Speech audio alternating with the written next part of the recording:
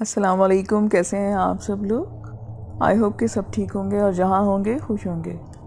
آج کی کہانی جو ہے اس کا پارٹ 1 میں آپ کو سناؤں گی، مگر اس کے سنانے سے پہلے آپ سے ریکویسٹ ہے کہ جن لوگوں نے ابھی تک چینل کو سبسکرائب نہیں کیا تو کائنڈلی سبسکرائب کر لیں، اور اگر سٹوری اور ویڈیو آپ کو اچھی لگتی ہے تو کمنٹ میں ضرور بتائیں۔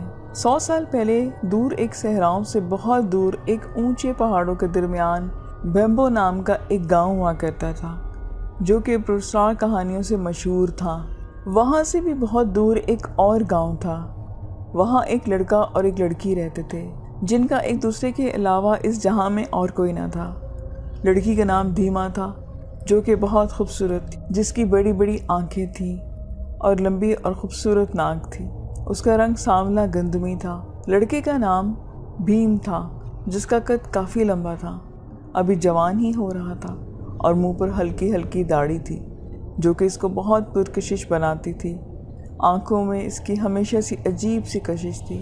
بھیم کو بزرگوں کے جرگے میں بہت پسند تھے، اور کبھی نہ ہوتا تو پیپل کے پیڑ کے نیچے جرگا لگا ہوتا اور بھیم اس میں نہ ہو۔ بھیم اور دھیما تھوڑی بہت کاشتکاری کرتے تھے، جس سے وہ اپنا پیٹ پال سکیں۔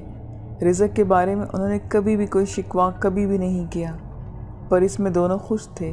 دھیما اور بھیم ہر وقت کسی نہ کسی کھوج میں رہتے، پر ہمیشہ ناکام ہی رہتے، ایسا جیسے کہ وہ کسی پراسرار چیز ڈھونڈ رہے ہوں۔ پھر ایک بار یہ ہوا کہ سارے بزرگ اپنی کہانی سنا رہے تھے جوانی کی، پر اچانک بھیم کو خیال آیا کہ کیوں نہ جنات وغیرہ کے بارے میں جانا جائے۔ بھیم نے تمام بزرگوں کو اپنی طرف اٹریکٹ کیا اور پوچھا کہ جنات کے بارے میں بتائیں۔ سارے بزرگ بھی شاید آج اس موڈ میں تھے، اور ورنہ کبھی کوئی بزرگ کہہ رہا ہوتا کہ میں نے جوانی میں جنات کے ساتھ دوستی کی، تو کوئی کہتا کہ چڑیلیں مجھ پر عاشق تھیں، اور سب سے زیادہ ضعیف بزرگ بھی ان میں بیٹھا ہوا تھا، جس کی عمر تقریباً 93 ایئرز تھی۔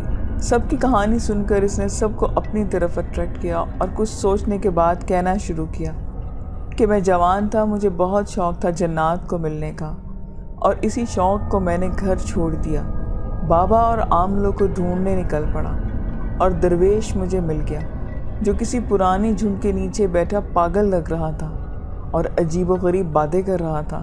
پھر میں نے ان بابا سے بات کرنے کا سوچا۔ وہ بابا جی بولے کہ بیٹا کیا بات ہے، تم یہاں کیا کر رہے ہو؟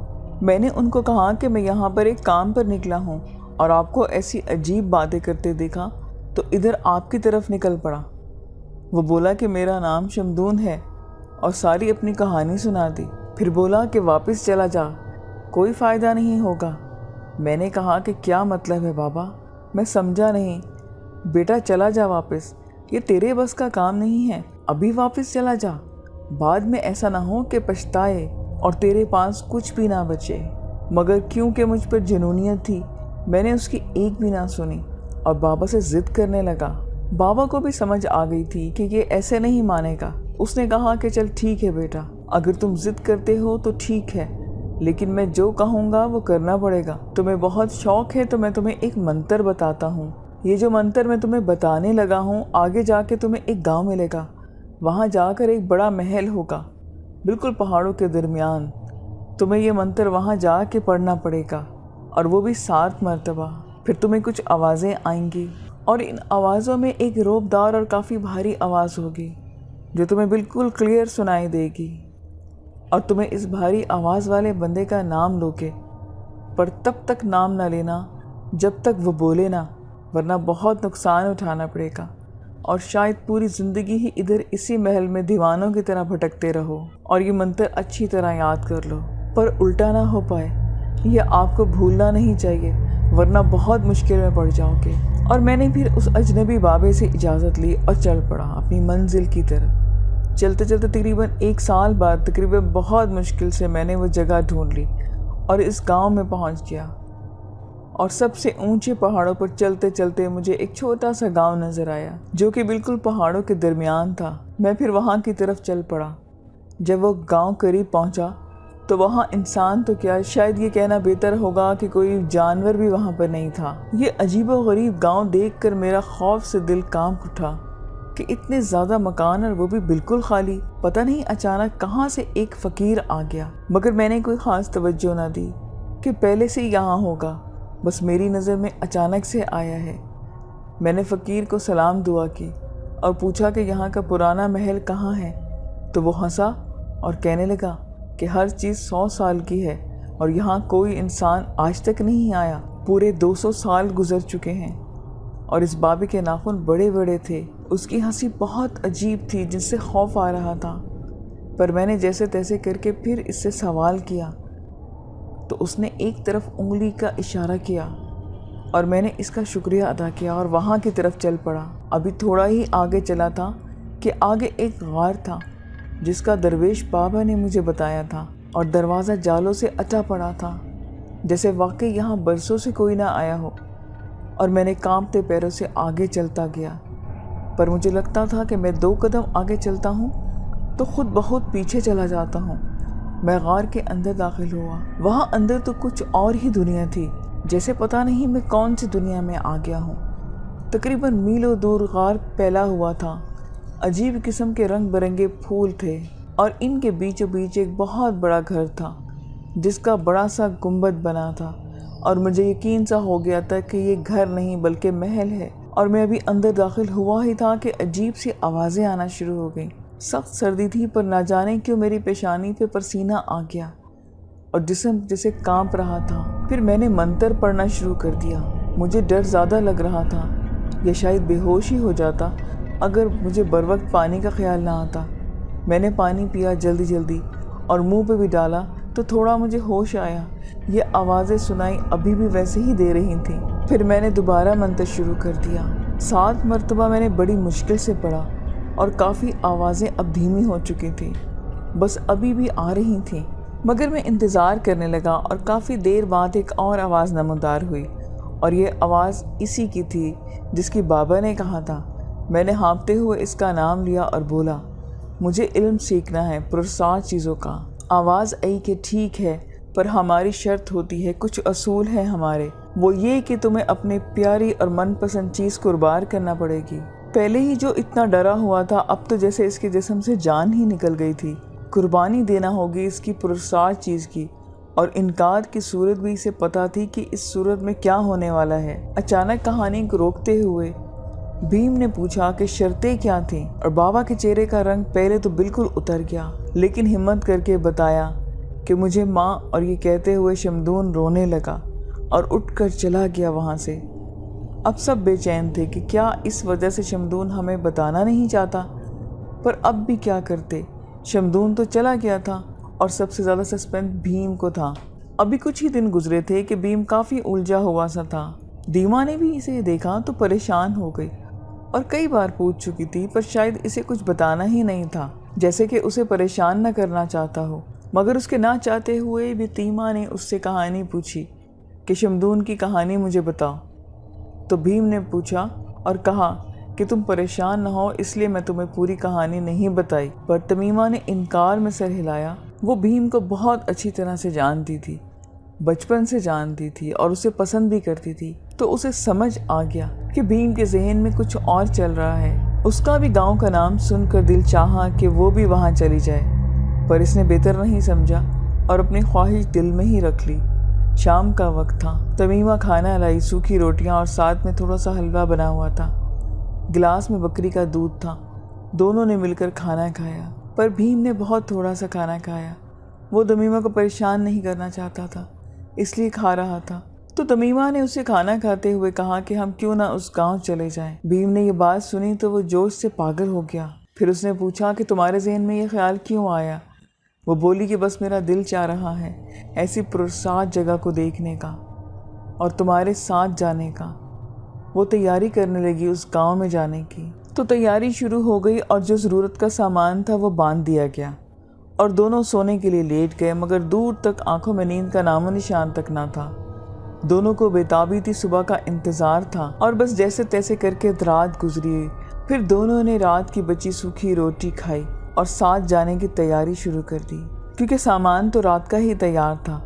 बस अपने अपने गधे तैयार करने थे और इन पर सामान लादा गया। बाबा का दिया हुआ नक्शा इनके पास था, इसलिए दीमा और भीम को रास्ता ढूंढना मुश्किल ना था, और वो दोनों वहीं के बासी थे, इसलिए रास्ता इनके लिए अजनबी भी ना था। मगर फिर भी थोड़ी बहुत उनको मुश्किल आ रही थी, क्योंकि नक्शा काफ़ी पुराना था। بس کچھ خاص مقامات کی نشاندہی آسانی سے سمجھ آ رہی تھی، باقی چھوٹے مقام سمجھ ہی نہیں آ رہے تھے۔ سفر کے دوران دونوں کسی خاص قسم کی دشواری کا سامنا نہیں کیا۔ 1 مہینے کے شب و روز کے بعد بالآخر انہیں اپنی منزل نظر آ ہی گئی، لیکن وہاں جانے سے پہلے انہوں نے یہ کنفرم کرنا ضروری سمجھا کہ یہ وہی جگہ ہے یا نہیں۔ اس لیے انہوں نے گاؤں سے 20 میل پہلے ہی جو گاؤں تھا وہاں سے لوگوں سے پوچھ لیا کہ آگے ان کی منزل بھمبو گاؤں ہی ہے، تو بہت سے لوگوں نے یہی کہا کہ 50 میل دور جو گاؤں ہے اس کا نام بھمبو ہی ہے۔ دیما اور بھیم کے چہرے خوشی سے کھلکھلا اٹھے تھے اور انہیں اپنی منزل مل ہی گئی تھی، پر جہاں جہاں یہ خوشی کے آثار تھے وہیں ان کے دل ابھی تھوڑے پریشان بھی تھے۔ ان کو اصل خوشی تو بھمبو گاؤں میں ہی جا کے ملنی تھی۔ دیما اور بھیم اس بات سے بالکل بلا علم تھے کہ ان کے ساتھ کیا ہونے والا ہے۔ آخرکار وہ گاؤں کے پاس پہاڑی پر پہنچ گئے۔ وہاں پہنچ کر سب سے پہلے انہوں نے اپنے گدھوں سے سامان اتارا۔ سامان اتارنے کے بعد گدھوں کو انہوں نے ادھر ہی چھوڑ دیا، کیونکہ اس گاؤں میں جانے کے لیے پہاڑوں سے اوپر سے جانا پڑتا تھا۔ پہاڑوں کے اندر انہیں کہیں بھی گاؤں جانے کا راستہ دکھائی نہ دیا، اور گدھوں کے لیے پہاڑ عبور کرنا تقریباً ناممکن کام تھا۔ اس لیے اپنے اپنے گدھے وہیں چھوڑ کر وہ آگے بڑھ گئے۔ گاؤں پہنچنے پر پرانے کھنڈر دیکھ کر عجیب سا خوف محسوس ہوتا تھا، پر وہ ہمت کر کے آگے بڑھتے گئے۔ شام کا وقت تھا، سورج غروب ہو رہا تھا۔ رات کے اندھیرا آہستہ آہستہ ہر چیز کو اپنی لپیٹ میں لے رہا تھا۔ آسمان کا رنگ لال خون کی طرح دکھائی دے رہا تھا۔ سنسان جگہ تھی، ہر طرف سناٹا تھا۔ ہلکی ہلکی ہوا کی آواز سنائی دے رہی تھی۔ یہ آواز اس شام کو بھی خوفناک بنا رہی تھی۔ پھر دیما کو اچانک سے ایک آواز سنائی دی اور وہ اس آواز پہ چونک اٹھی، لیکن اسے لگا کہ شاید یہ اس کا وہم ہوگا، کیونکہ اس کے ساتھ یہ بھیم پرسکون چل رہا تھا اور وہ پھر سے چلنے لگی۔ مگر اس نے محسوس کیا کہ یہ سب کچھ عام نہیں تھا، بلکہ کچھ عجیب تھا۔ اس میں جس کی وجہ سے اس نے خوف محسوس کیا، وہ چند قدم ہی آگے بڑھے تھے کہ ان کو ایک مکان دکھائی دیا جو باقی مکانوں کی نسبت قدرے بہتر تھا، لیکن پھر بھی اس کی حالت کافی خراب تھی۔ دونوں نے ہمت کی اور اندر داخل ہو گئے۔ دیما تو ابھی بھی کافی سہمی ہوئی تھی اور اسے وہ عجیب سی آواز ابھی بھی محسوس ہو رہی تھی، ابھی بھی وہ اس میں کھوئی ہوئی تھی کہ اچانک اس کے کندھے پر کسی نے ہاتھ رکھا اور اس ہاتھ نے زور سے اس کے کندھے کو جکڑ لیا۔ مارے خوف کے دیما کا پورا وجود لرز رہا تھا اور وہ ایک دم گھبرا کر پیچھے کی جانب پلٹی تو کیا دیکھتی ہے کہ بھیم اسے کندھے کو پکڑے ہوئے کھڑا ہے۔ اس کی گھبراہٹ دیکھ کر بھیم نے پوچھا کہ کیا ہوا دیما؟ کب سے آوازیں دے رہا ہوں، کہاں گم ہو؟ بھیم کے سوالوں پر وہ اپنے ہوش میں واپس آئی اور گڑبڑا کر ہکلاتے ہوئے بولی، کچھ نہیں ہوا، وہ بس ایسے ہی میں کچھ سوچ رہی تھی۔ دیما کے ماتھے پر خوف کی وجہ سے ہلکا ہلکا پسینہ تھا، لیکن اندھیرے کی وجہ سے بھیم کو نظر نہ آیا۔ دیما تم ٹھیک ہو نا؟ کیا ہوا، کوئی پریشانی ہے؟ اگر کوئی پریشانی ہے تو مجھے بتاؤ۔ بھیم کے سوال پوچھنے پر دیما ایک بار پھر سے بولی، لیکن اس بار اس کی آواز میں واضح لڑکڑاہٹ تھی۔ نہیں، ایسے ہی کچھ، بس کوئی بات نہیں۔ اچھا ٹھیک ہے، میں باہر جا رہا ہوں کچھ سوکھی لکڑیاں اور پتے اکٹھے کرنے تاکہ رات کو آگ جلائی جائے۔ تب تک تو سامان اور لانٹین نکالو اور اس میں تیل ڈال دو۔ یہ کہنے کے ساتھ ہی وہ باہر نکل گیا اور دیما اس کے گھر سے نکلنے کے ساتھ دروازے کی طرف گئی تاکہ دروازہ بند کر لے، لیکن جیسے ہی دروازے کی طرف بڑھتی ہے اچانک سے دروازہ ہلکے سے حرکت میں آ گیا۔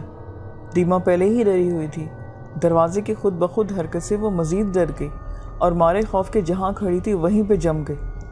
لیکن اب کی بار اس نے ہمت کی اور جیسے ہی آگے بڑھتی ہے کہ اچانک سے کوئی غیبی طاقت اس کے دونوں کندھوں پر آئی اور اس کے پاؤں آگے بڑھنے سے روک لیتی ہے اور وہ پراسرار شے اس کے کان کی طرف بڑھتی ہوئی محسوس ہوتی ہے۔ دیما کا چہرہ آگے کی طرف تھا، اسے کوئی غیبی چیز اپنے کان کے بہت قریب محسوس ہوئی۔ وہ محسوس کرتی ہے کہ اس غیبی شے کا کوئی وجود نہیں ہے بلکہ وہ دھواں ہے۔ پھر دیما کو ایک پراسرار آواز آئی، اسے ایسا لگا جیسے کوئی اس کا نام پکار رہا ہو۔ نام سنتے ہی دیما زور سے چیخی، اس کے منہ سے چیخ نکلتے ہی وہ بے ہوش ہو گئی۔ تو لسنرز، یہ آج کا پہلا پارٹ تھا۔ نیکسٹ پارٹ میں آپ کو نیکسٹ ویک سیم ٹائم پہ سناؤں گی۔ اب مجھے اجازت دیں، آپ اپنا بہت خیال رکھیں اور مجھے اپنا فیڈ بیک ضرور دے رہے ہیں۔ پھر ملیں گے نیکسٹ ویڈیو میں۔ خدا حافظ۔